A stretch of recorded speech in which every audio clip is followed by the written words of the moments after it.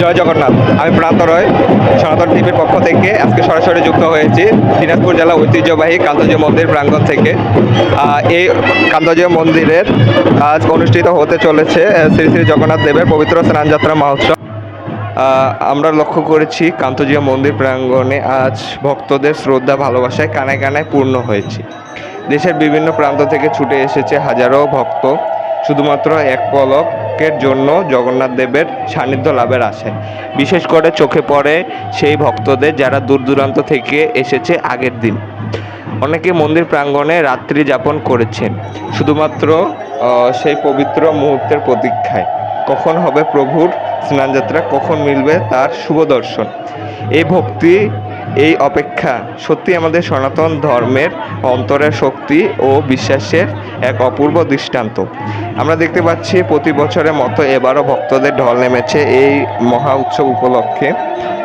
সকাল থেকে মন্দির চত্বরে ভক্তদের আগমন শুরু হয়েছে। সকলের মুখে একটাই নাম, জয় জগন্নাথ, জয় জগন্নাথ। স্নানযাত্রার জন্য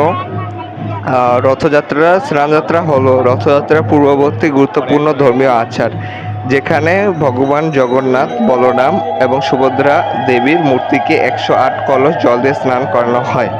এই স্নানের মাধ্যমে মূর্তিগুলোকে বিশুদ্ধ ও পবিত্র করা হয় এবং এরপরেই তারা প্রবেশ করে তাদের বিশ্রাম ঘরে, যেখানে তারা 15 দিন দর্শন থেকে বিরত থাকেন। এই স্নানযাত্রা উপলক্ষে রয়েছে কীর্তন, পূজা, প্রসাদ বিতরণ এবং নানা ধর্মীয় অনুষ্ঠান। মন্দির কর্তৃপক্ষ আমাদের জানিয়েছেন এবছরও বিশেষ নিরাপত্তা ও সেবার ব্যবস্থা নেওয়া হয়েছে ভক্তদের জন্য। আমরা দেখতে পাচ্ছি দেশ বিদেশ থেকে আগত ভক্তদের উছড়ে পড়া ভিড়।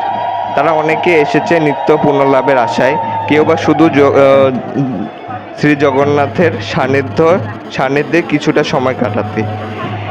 এই ধর্মীয় উৎসব শুধু একটি আচার নয়, বরং এটি আমাদের হাজার হাজার বছরের সনাতন সংস্কৃতির এক জীবন্ত সাক্ষ্য। এটি আমাদের ঐতিহ্য, আমাদের আত্মপরিচয়ের প্রতীক।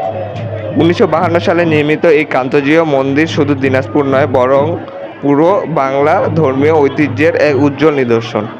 তো এই ছিল কান্তজিউ মন্দির থেকে আজকের সর্বশেষ লাইভ আপডেট।